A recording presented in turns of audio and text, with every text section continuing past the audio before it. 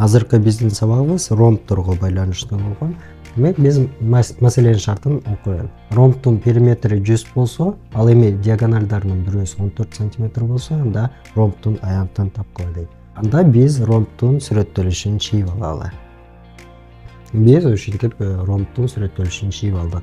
Эми бизге эмне белгилүү? Ромбтун диагоналдарынын бирөөсү 14. Эгерде биз BD диагоналын 14 деп ала турган болсок, анда BO менен OD бири-бирине барабар болгон болот. Ал 14-тün жарымына барабар дегенди билдирет. Демек, бул жерибиз 7, бул жерибиз дагы 7 болуп калат экен. Анда бул диагоналдарыбыз бизде белгисиз. Андан кийин ромбтун жактары барабар. Ромбтун периметринин формуласын эстейли. Ромбтун периметринин формуласы анын жагын 4кө бөлөткөнгө барабар. Анда бизде периметр белгилүү 100 барабар 4А болот. Бул жерден A'ны таба турган болсок, биз 100ды 4кө бөлүп коюшубуз керек. 25 чыгат. Биз ушинтип ромбтун жактарын таап алдык. Демек, бул жерибиз бизде 25 экен. Эми бул жерде 4 3 бурчтукка бөлүнгүндө да ромб 4 3 бурчтук бири-бирине барабар болот. Анткени алардын жактары менен бурчтары менен барабар. Анда биз бул эле 3 бурчтукту карап көрөлү. BOC 3 бурчтугун карап көрөлү.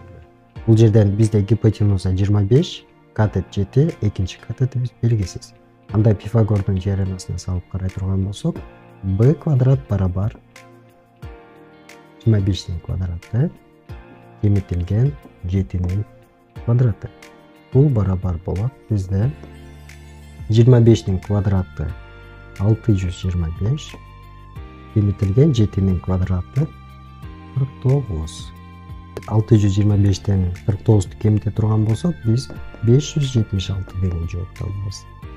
b квадрат бизде 576 болду. B'ны таба турган болсок, биз 576-дан тамыр чыгарышыбыз керек. А 576-дан тамыр чыгара турган болсок, 24 деген жоопту алабыз. Демек, бизде бул кадет 24кө барабар болду десек болот. Биз башында айттык, OC менен OA дагы барабар болот деп. Эгерде OC 24 болсо, анда OA дагы 24 болушу керек. А бул диагональ биригип 48-ти берет. Эми биз ромбтун аянтын тапсак болот экен. Ромбтун аянтын табуунун дагы бир формулаларынын бири бул анын диагоналдары аркылуу табуу болуп эсептелинет. Анда ромбтун аянтынын формуласын жазалы. S барабар диагональ 1 көбөйтүлгөн диагональ 2 бөлүнгөн 2.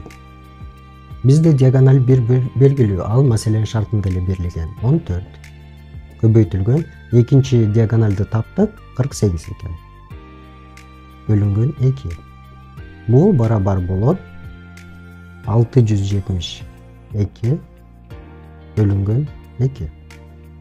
14-ту 48-ке көбөйтсөк 672 чыгат. Аны 2-ге бөлө турган болсок 336 чыгат.